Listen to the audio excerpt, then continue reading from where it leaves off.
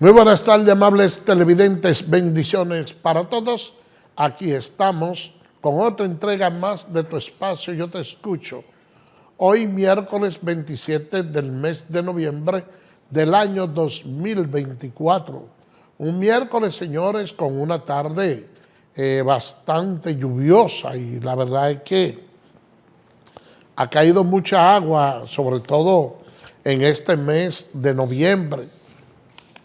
Los suelos están completamente saturados y hay como algo que resulta un tanto paradójico porque a lo largo de la historia siempre se ha tenido entendido que el mes de mayo es el mes de la lluvia, pero por el cambio climático y yo diría que por el abuso que mucha gente tiene con el cambio climático, como que ha habido cierto cambio y ahora el mes de noviembre ha sido siempre un mes bastante duro para nosotros, sobre todo en los dos últimos años. En este año cayó una buena cantidad de lluvia, pero gracias a Dios no hemos tenido esos efectos negativos como lo tuvimos en los dos últimos años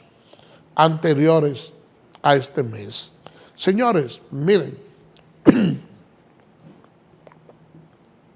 a mí hay algo que me llama poderosamente la atención y es la falta de medicamento que hay en los hospitales públicos.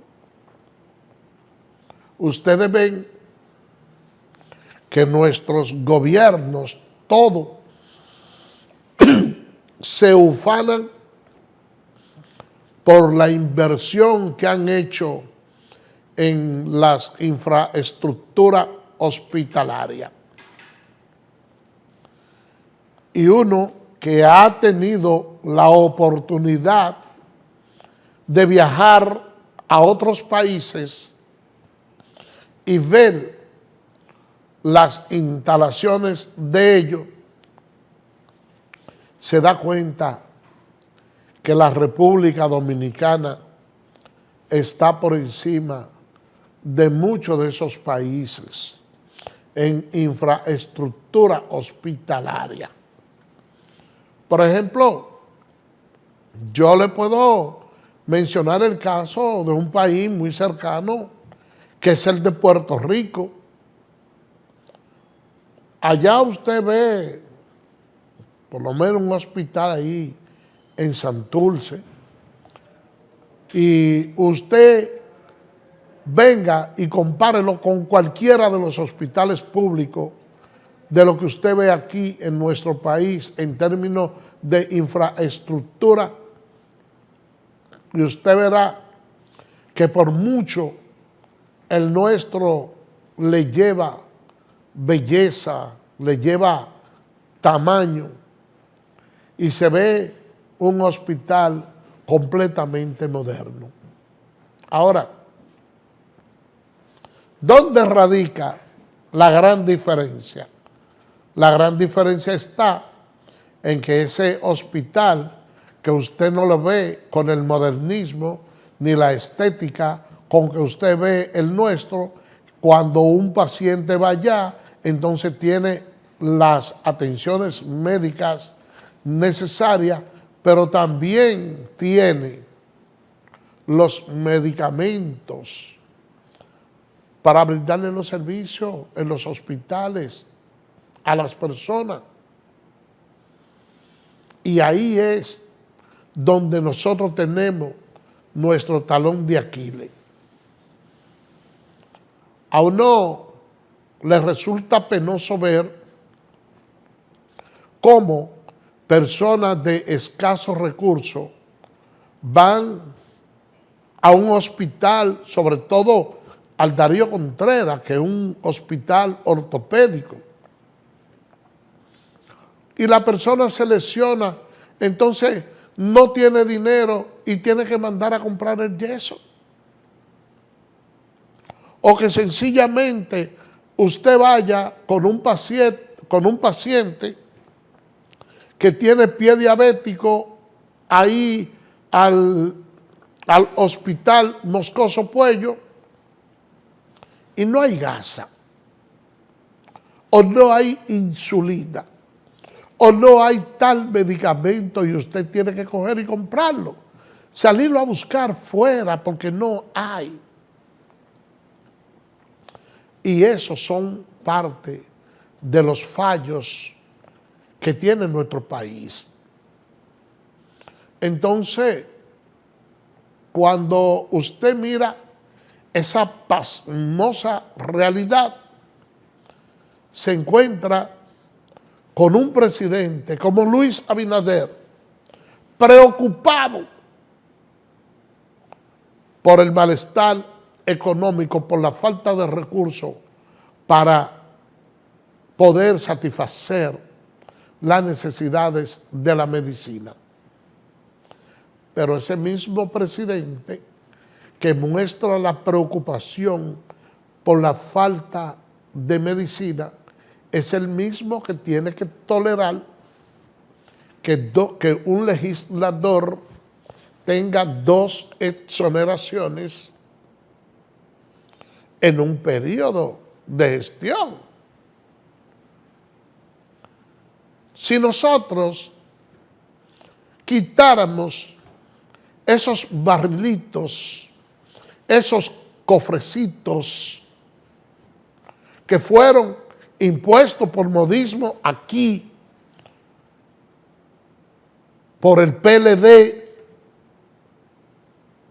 entonces, si dedicáramos todo ese presupuesto a la medicina, nosotros no tuviéramos que tener a nuestros pacientes mendigando y caminando en diferentes medios de comunicación pidiendo que le den una sillita de ruedas, que le den un medicamento de alto costo. Y cuando yo digo esto, señores, y me he referido de una manera directa y he dicho de los gobiernos del PLD, ahí le estoy dando un tinte político sin dejar de reconocer que este tiene también parte de la culpa por no tratar de promover de manera adecuada que los representantes políticos que vayan de su partido, con honrosas excepciones, porque hay algunos que no reciben barrilito y que no lo han necesitado nunca. Entonces, nosotros con esa inversión pudiéramos contribuir con muchos de los males sociales que tiene este país. Y yo le digo esto, señores, y yo insisto, porque esos barrilitos y esos cofrecitos no fueron heredados de los gobiernos del Partido Reformista ni del PRD, fueron impuestos en los gobiernos del PLD. Porque la política aquí en nuestro país ha tenido un giro antes y después del PLD asumir el poder. Y déjenme decirle, uno veía que en años anteriores, cuando existía la vieja casa dentro del PRD, habían líderes políticos que uno sobresalían, sobre todo por su gran intelecto, por su formación académica y porque eran verdaderos conocedores de la política. Dentro de esos líderes emblemáticos que tenía el PRD cuando asumió el poder don Antonio Guzmán Fernández, estaba Salvador Jorge Blanco, que lo sustituyó a él, estaba el licenciado Jacobo Magluta, que se perfilaba que podía ser el tercero en ocupar la presidencia por el PRD.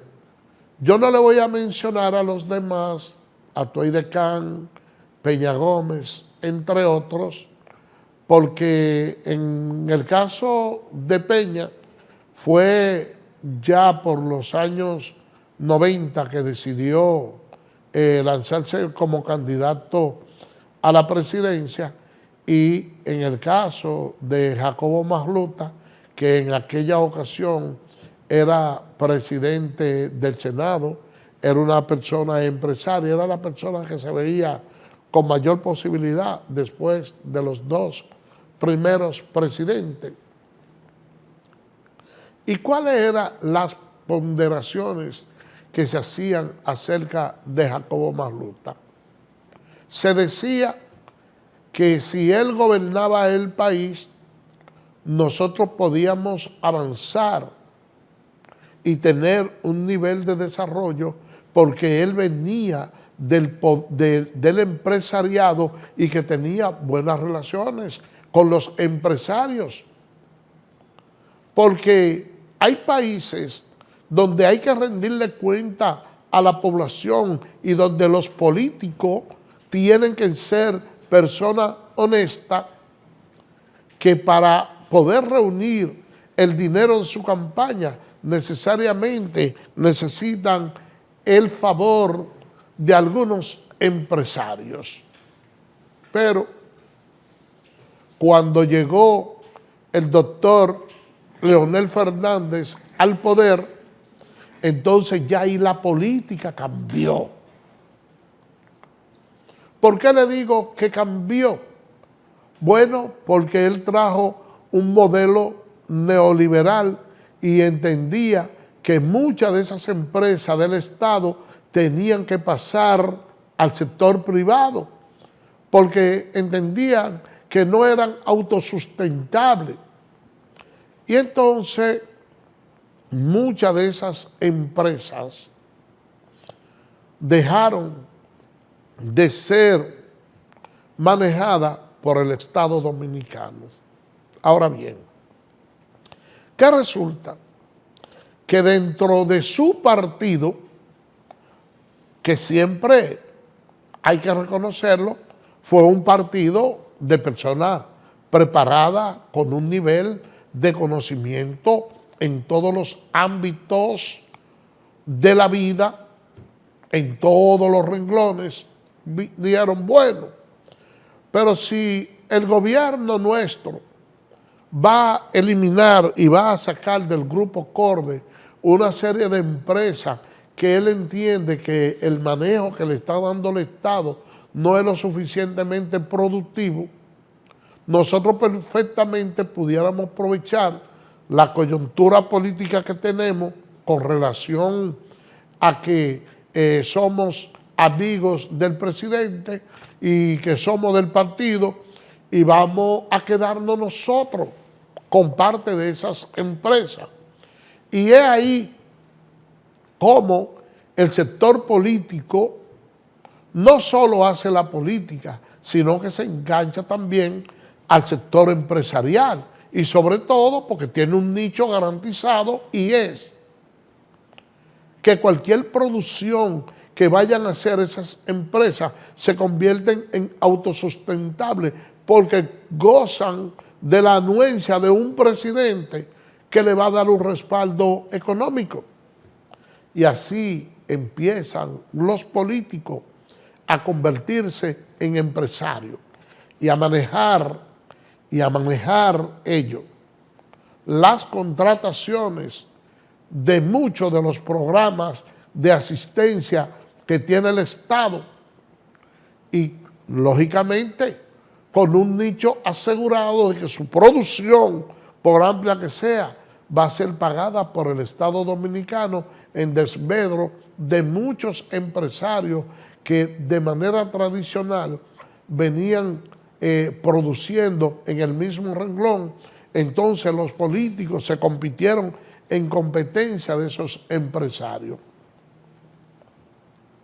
como esos empresarios vieron que mantenerse, que la actividad política era lucrativa y que ellos podían también convertirse en suplidores del Estado, muchos de ellos entonces pasaron a formar parte de los gabinetes políticos y de la estructura política de los partidos. Pero ahí se colaron los mansos y los cimarrones, porque ahí vinieron los empresarios del transporte, que anteriormente se le mal llamaba sindicalista, pero también entraron los banqueros y demás hierba aromática, y nosotros por eso vemos ahora muchos empresarios que han pasado de ser empresarios a convertirse en políticos. Y eso ha ahondado aún más el problema y la crisis económica en el país, porque cada quien piensa a modo personal en su producción, en lo que yo puedo sacarle al Estado, en lo que yo puedo ganarme más que en el pueblo dominicano. Y es por eso que ustedes están viendo la poca valorización que tiene nuestra mano de obra local. Y así, de esa manera, es que nuestro país ha venido decayendo de manera tal, señores, que tenemos todos esos problemas, todas esas carencias hospitalarias.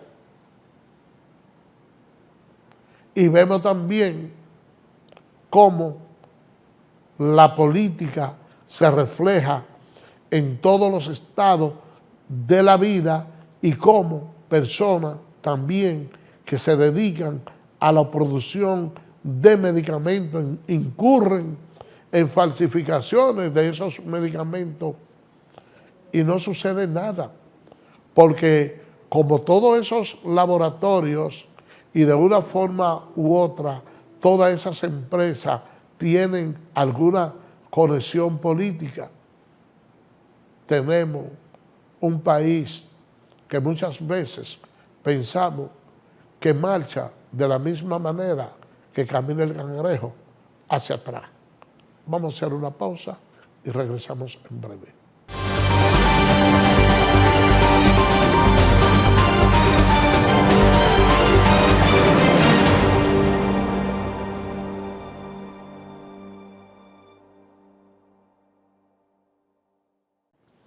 Gracias por permanecer con nosotros.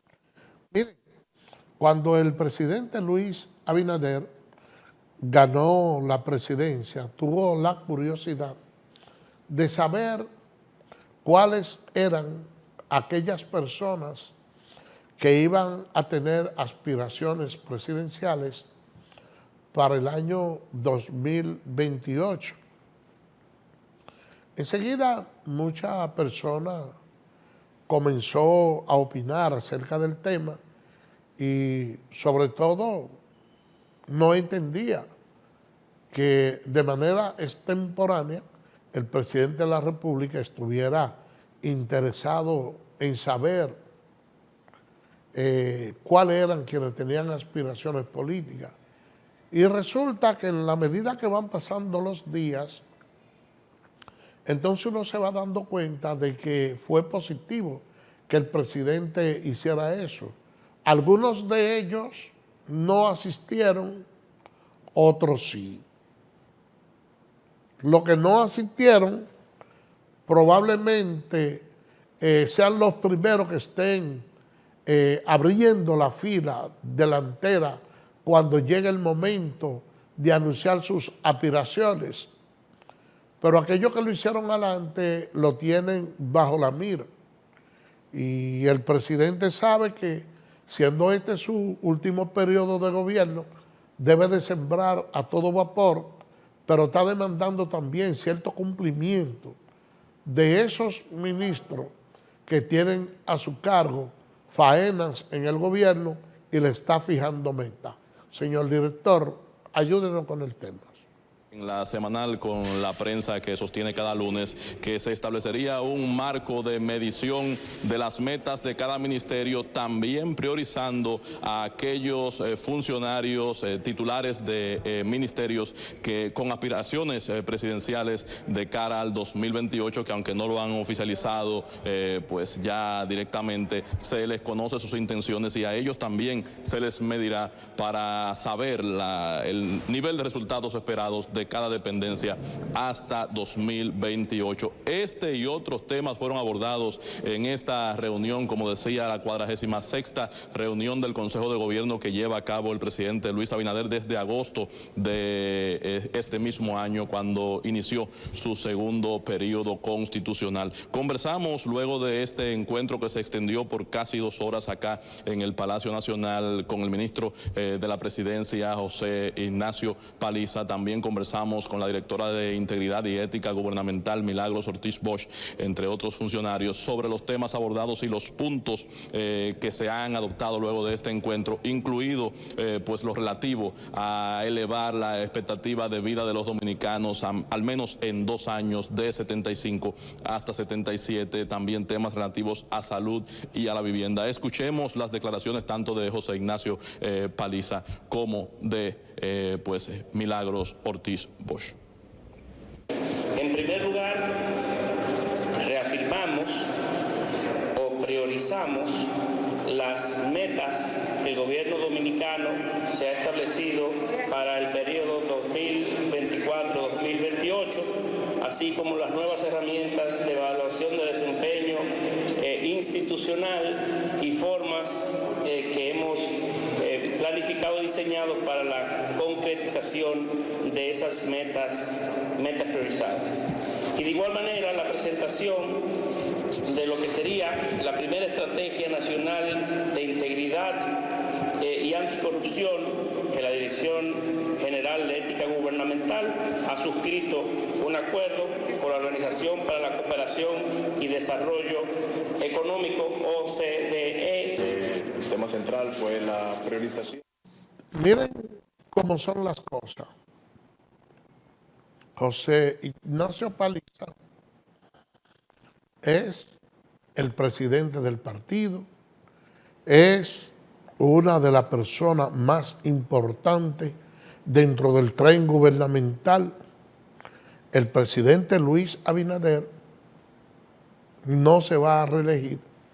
Sin embargo, esa persona que tiene ese nivel de importancia, como que la población todavía, como que no lo asimila a él, ni le ve el perfil de los presidenciables, porque hay personas que pueden no tener aspiración a un cargo, pero entonces la población dice, me gustaría que te fuera el presidente, me gustaría que esta persona en algún momento lance una candidatura para apoyarlo, para hacer esto, pero yo como que no alcanzo a entender esa parte, como una persona tan brillante como Paliza, como que el perfil presidenciable, por lo menos en estos instantes, como que la gente no puede verlo. Es extraño. Miren, vamos a cambiar de tema porque el Senado está trabajando a todo vapor para una reforma al Código Laboral que yo espero, señores, oigan bien, yo espero, señores, que no nos quieran sorprender dándonos un toque de bola para anotar con la cesantía dentro de las eliminaciones de ese código. Ojalá que no. Yo no tengo tanto optimismo de que no vaya a ser así. Señor director, ayúdenos con las imágenes. Propiamente ha creado una comisión permanente para el estudio de los puntos y las posibles modificaciones de este importante proyecto, pero ahora nos encontramos aquí en exclusiva en el despacho de la presidencia del Senado con el propio senador de Sánchez Ramírez y al mismo tiempo quien preside esta Cámara Alta, Ricardo de los Santos. Senador, quisiéramos saber a título particular, usted como senador, ¿Qué ha visto en este anteproyecto y cuáles son sus expectativas en torno a lo que quiere percibir la población, tanto de empleomanía como de generación de empleos? Sí, gracias, Dauri. Fíjate, eso es un proyecto de ley que viene a reformar lo que es el Código Laboral. Está consensuado en un 80-90% con lo que es el sector patronal y el sector laboral. Tal y como tú expresabas, está siendo estudiado por una comisión especial que se conformó para esos fines. Se están escuchando a todos los sectores, llámese sector laboral, sector empresarial, a todos los sectores interesados. Se le envió el proyecto a todo aquel que tenga interés en hacer aporte para el mismo. Invitamos a que todos los sectores de la sociedad, no importa dónde sea, que estén interesados en hacer sus aportes, pues nosotros tenemos las puertas abiertas, la comisión lo escuchará y al final, pues la comisión le hará un informe final a lo que es la decisión de la comisión con relación al proyecto. Lo que sí esperamos es a tener un mejor código, un código laboral más equitativo, un código laboral que proteja más a todos los sectores. Y por eso nosotros entendemos que la comisión que está estudiando el mismo va a hacer un buen trabajo. Senador, en la actualidad, ¿por qué entiende Ricardo de los Santos que se hace necesario una reforma en la parte laboral en este país? Fíjate, recuérdate que nosotros desde un principio, el presidente, desde el Poder Ejecutivo, se habló de que este iba a ser el año de las grandes transformaciones y de las grandes reformas. Nosotros logramos aprobar una reforma constitucional, la reforma fiscal no pudo ser aprobada, pero sí estamos trabajando en la reforma laboral. Nosotros entendemos que la reforma laboral, pues, como quiera que sea, viene a darle garantía al trabajador, pero de igual manera esa misma garantía al empleador. Bueno, hemos conversado en exclusiva en torno a este tema. Miren, yo le voy a decir algo. Parece ser que ese pesimismo que yo tengo con relación a lo que es la cesantía pudiera estar embargando también al sector sindical. Vamos a ver lo que dicen los sindicalistas. Los derechos de los trabajadores no podemos renunciar a ellos bajo ninguna circunstancia. Máxime que lo que se pretende es desconocer un acuerdo ya en las negociaciones que se han hecho, en los acuerdos tripartitos, que quieren arrebatarnos ese único medio que tenemos para cuando nos vamos a nuestras casas, hacer algo, cualquiera pone su negocito, cualquiera hace lo que tiene que hacer. El código del 92 no podrá ser el mejor, pero para los trabajadores y trabajadoras ha sido una garantía. Los sindicalistas llaman a la población a que no permanezcan indiferentes a estos debates en el Congreso Nacional sobre la modificación del Código Laboral y exhortaron el llamado a los legisladores a que actúen con responsabilidad a favor de la clase trabajadora de República. Miren, vamos a hacer una pausa y retornamos en breve.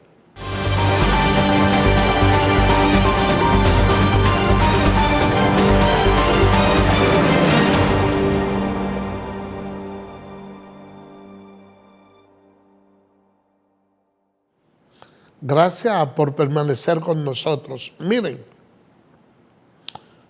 hace cierto tiempo nosotros veíamos que tantos miembros de la Policía Nacional como de las Fuerzas Armadas estaban casi en el 90% de los actos delincuenciales que efectuaba el crimen organizado.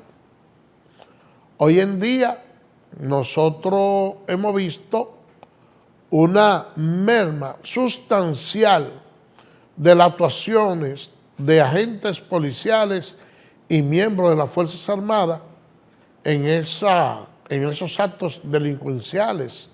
Y uno pudiera hasta cierto punto atribuirle a eso el hecho de que hay una reforma policial, pero que esa reforma policial a su vez ha traído consigo una serie de reivindicaciones que dignifican el ejercicio de la Policía Nacional, sobre todo con unos salarios que, si bien es cierto no son una cosa del otro mundo, están muy por encima de lo que gana cualquier ciudadano normal en una dependencia del Estado que no requiera tener, vamos a decir, una especialidad ni una profesión. Por eso es que ustedes veían que cuando se hacía la convocatoria para la admisión de miembros a esas instituciones, eran muy pocos los que iban. Entonces había que servirse de lo que hubieran porque la gente no mostraba interés, pero ahora no. Ahora cualquiera quiere ser miembro de las Fuerzas Armadas o la Policía Nacional. Y ahora mismo el Cuerpo del Orden va a hacer un llamado porque quiere ingresar unos 5,000 y pico de agentes policiales nuevamente, y esos ingresos de esos nuevos agentes de la policía permite ese reciclaje, que usted pueda ir sacando las manzanas podridas hasta por cualquier quítame tapaja, cualquier acto de irregularidad que riña con la ética, con la moral, debe ser extirpado cualquiera de esos miembros. Necesitamos guardias y policía que sean íntegros, con conducta inmaculada. Señor director, ayúdenos con las imágenes. De la Policía Nacional nuevamente, quienes relanzaron la convocatoria para ingresar a sus filas otros 5,000 nuevos agentes durante el año 2025, quienes serán formados para cumplir la misión institucional de proteger y servir a toda la ciudadanía. Esta iniciativa es parte del proceso de transformación y profesionalización de la institución, enfocado en fortalecer las capacidades del cuerpo policial. También señala que ofrece a los aspirantes un programa académico estrictamente diseñado para lograr una formación integral con altos estándares y mayores beneficios por el ejercicio de sus funciones.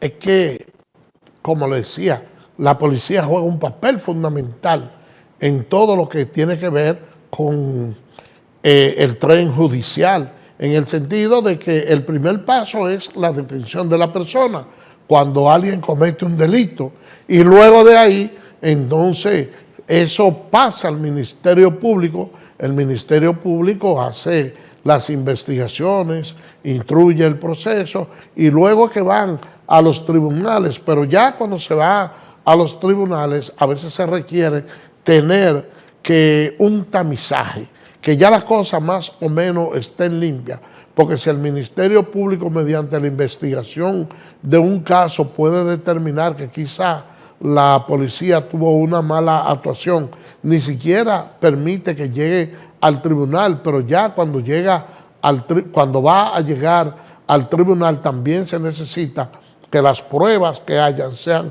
lo suficientemente sólidas como para retener un elemento culposo.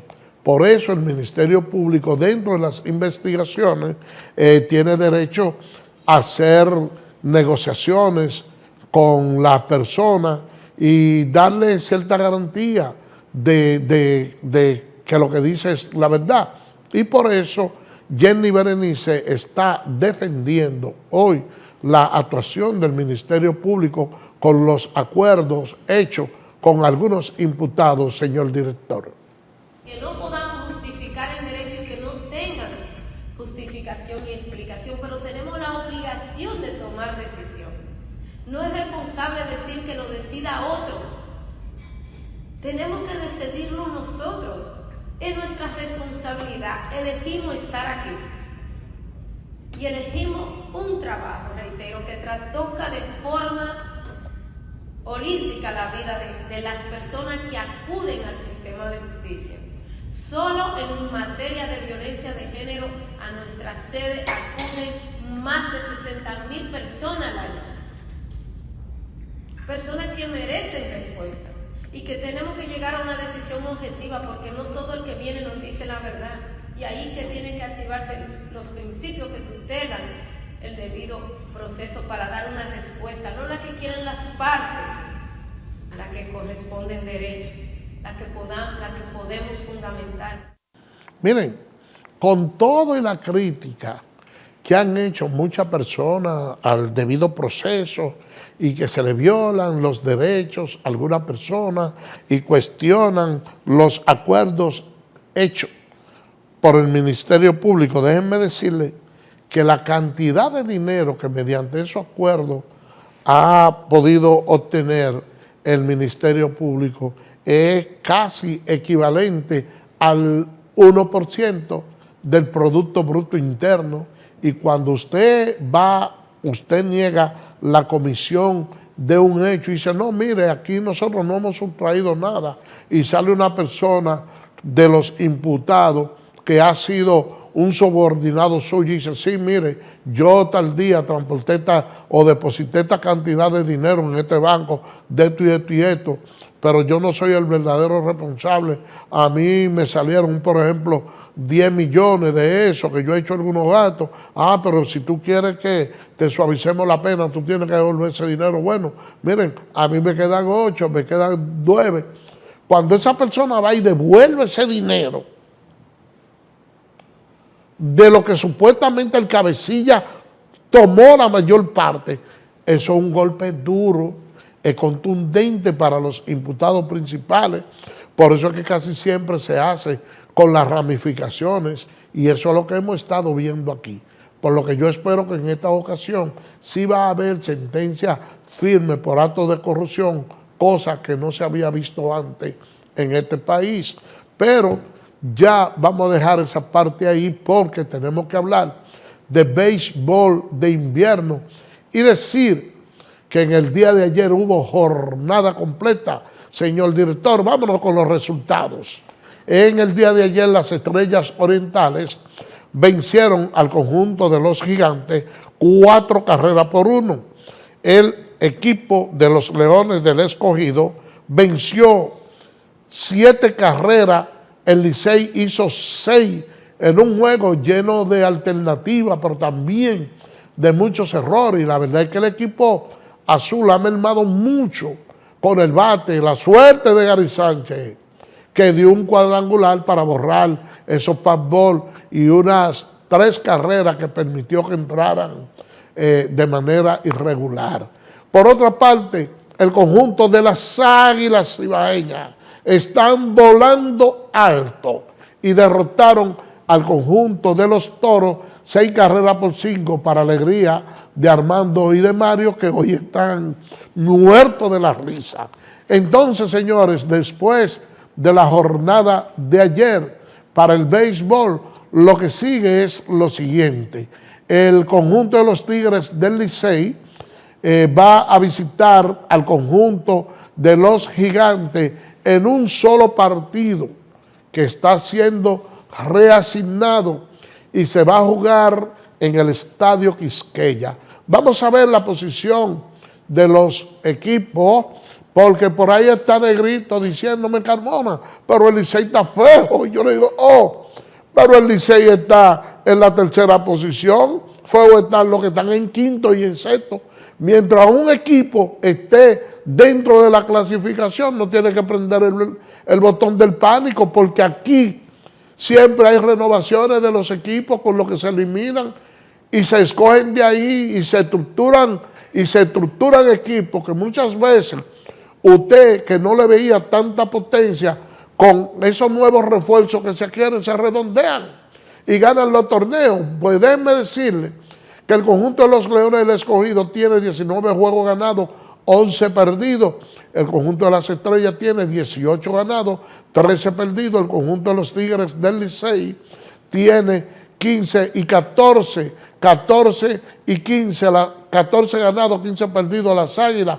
Los Toros del Este tienen 12 y 18 perdidos, mientras que los Gigantes tienen 11 ganados y 18 perdidos también. Por el día de hoy hemos llegado al final. Mañana, Dios mediante, estaremos con otra entrega más de tu espacio Yo Te Escucho. Así que, bye bye.